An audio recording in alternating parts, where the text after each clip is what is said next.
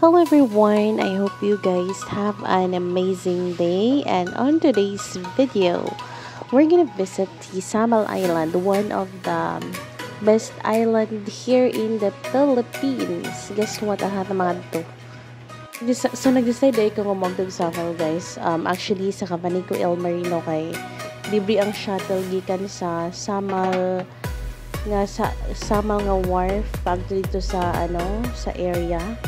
So from Davao kay namasahe ko og like 30 pesos lang. Tapos diri sa barge na po na siya fare og 20 pesos no per sakay. And as you can see mo ni siya ang barge nga ako nasakyan. Like daghan kay siya tao. At the same time, na-cater po siya pila kasakyanan o diba nga na siya kaligon. So, niabot ko dito sa sama, nagbalit na po ka ng shake, no, Boko shake para kay healthy lifestyle. Nga, nakasabay na ko ng mga magjowa diri nga side. So, pag abot na mo diri sa sama, nagbayad na ko ka ng entrance fee, which is 300 pesos. O naghunag na lang po ko sa idahang ka ng shuttle, paingan dito sa beach. So, mo ni siyang kabinito ka ng area mo na ilahang pool area. Nasa pang bata, na pang tiguwang.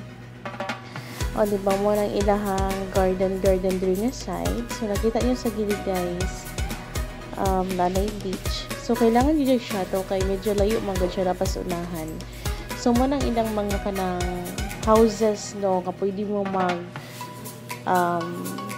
check-in, no, I don't know how much is the price sa mga kanang ilang mga houses na ilang gina-offer.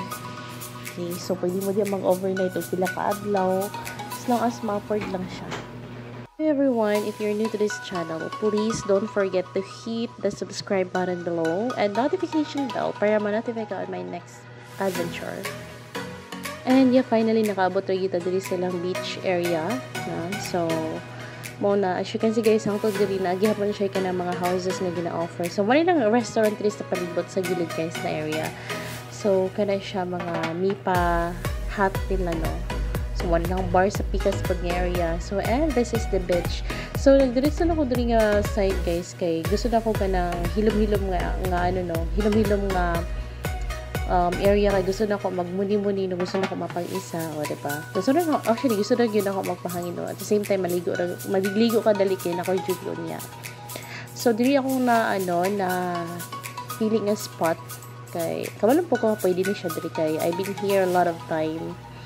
So man akong place diri og nag-order na pud ko dito sa ilahang restaurant na it's very expensive good guys. Like kung gusto mo maagto diri no, akong ma-recommend is bring all your pagdala na lang mong pagkaon, pagbayad na lang mong corkage guys kay mas makasave mo kay sa dali mo mamaligya. Kay ang ilang price sa ilang food no is times 4 sa regular nga price.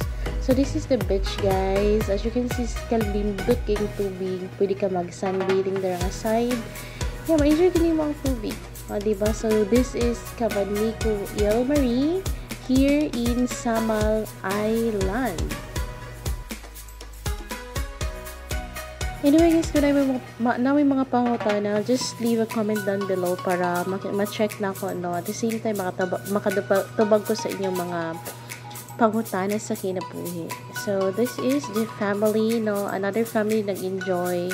Actually daghan gid siya tao guys. It's just that wala lang kayo na akong i-capture kay for the go. So nag-order kong ilahang Cabanlico El Marie Club house sandwich, which is okay man siya, pero it's very pricey talaga siya. So yeah, well, actually guys, ang pinaka main purpose yun ako ang to ko diri karon no, kay gusto rin yun ako ibaba ng lawas sa tubig kay I just noticed this past few days guys, nagsakit-sakit ko. I'm having like urinary tract infection nga kanasig balik-balik. So ikapila po ko nagbalik-balik sa doktor niya. Feeling na ko kay murag pila naman ko kabulan no, walay dagat-dagat no, kay na busy ko sa akong training at the same time na busy ko sa akong work, sa akong mga kanang time alone. So nag-decide ko bang tudurig dagat para ibabad ako self sa tubig kay malay mo di ay na siya ka ng makatambal siya sa kung kay syempre lagad man pa niya. Murag dugay na kay kuha ka lang basig mo rin din tambal. So niangto ko diri guys bisag ko daw kauban no kay like mura ginatawag akong body sa dagat like mo na sila nga April ali na diri di ba? So ako lang isa diha nagsigig langoy-langoy no. Actually alas 12 na sa 12 na siya guys, so init kay na siya, pero dili mo siya ma-feel kay dami kayong tubig, dami kayong dagat, dili siya lulong. So 12 dito yun ako na siya 12 noon kay by 3 PM need ko makabalik sa Davao kasi na ako duty, so mo na siya. So nga ni kanindot ang dagat diri sa Cavanico Ile Marie in Samal guys. Again kung inyong iparate niyo sa kuano 9 out of 10 fresh siya sa ko kay nga aside sa cheap siya, elegant kayo siya, nindot siya pang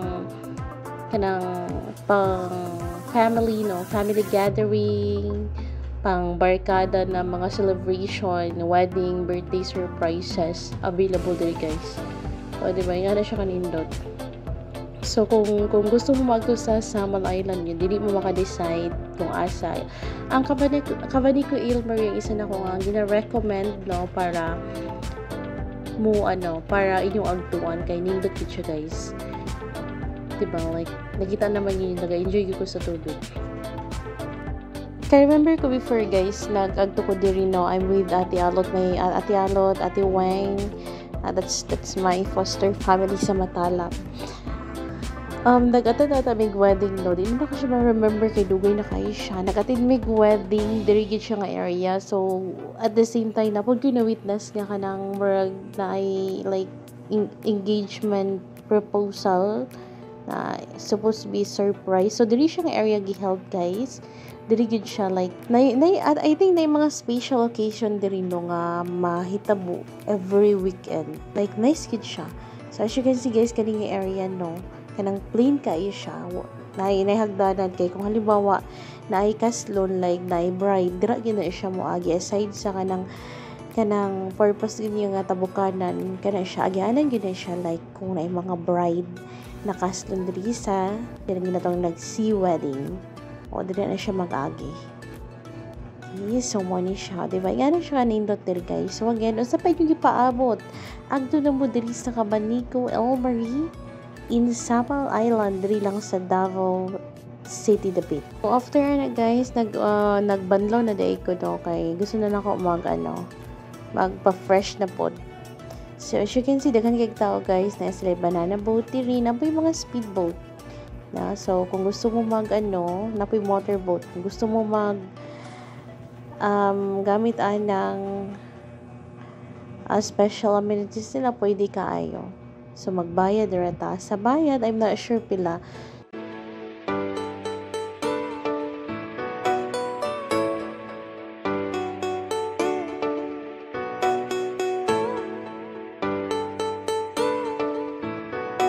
Tapos sila yung mga souvenir diya nga side. O, diba? Again guys, thank you so much for watching this video. If you're enjoying, please don't forget to hit the subscribe button below and notification bell for my next video. Okay. So, pagawas na ko guys. Simula ko kay ipakita na ko sa inyo kung sa inaa sa unahan.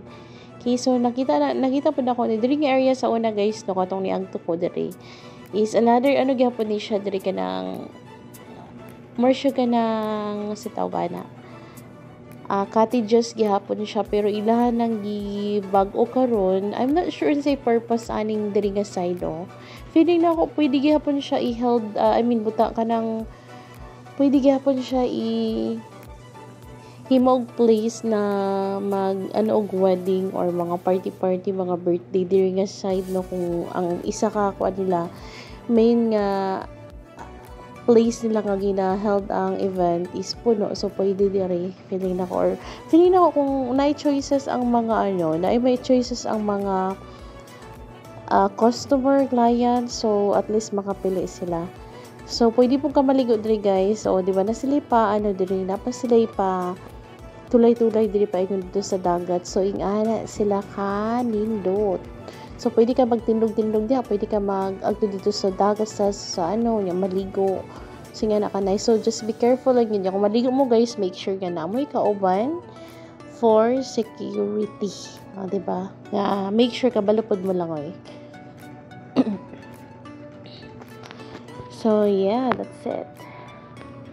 I'm really enjoying my time here guys in Cabanillo El Mar. Actually, mas nice pag yunta ni siya kung nag-overnight ko kay na ay sunset and sunrise. Nga naga-gawas dira nga area.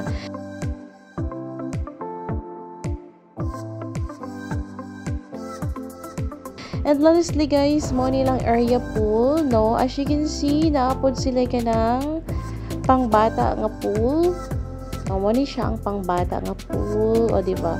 So sa kuana na guys, sa kanang imong day tour nga 300 pesos, tanan nga amenities nila except sa ilang katong banana boat or mga ilang mga rooms, ma-access na nimo. So mo ni ang ilahang pang-adult nga mga nga pool nga dili ra gid siya lalong. Feeling na murag na siya ata sa 4 to 5 feet na iyang kalalumon, so dili ra siya lalong.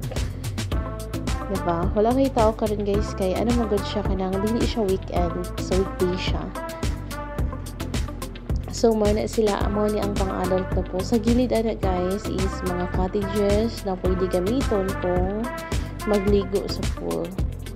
Okay, so actually diri sa Picas na pool no na nindot siya kung gabi guys kay nga no fronting magod ani Cabanillo is Davao City. So makita nimo ang mga lights sa mga building if gabi ka kung diri ka nga pool. Wait lang, pakita na ko sa inyo ha. Okay, so let's go. So kana ang pool akong ginamin guys. So kung diri ka diri magligo-ligo gabi kay gabi na kay like wine atubang ka dito sa Picas, makita nimo ang Davao City ug ang mga lights. So diri nga side ang Davao City. Wait, so nagadaghan ang mga tao no. Well, nagahapon siya. And again guys, thank you so much for watching. See you on my next video. Take care always.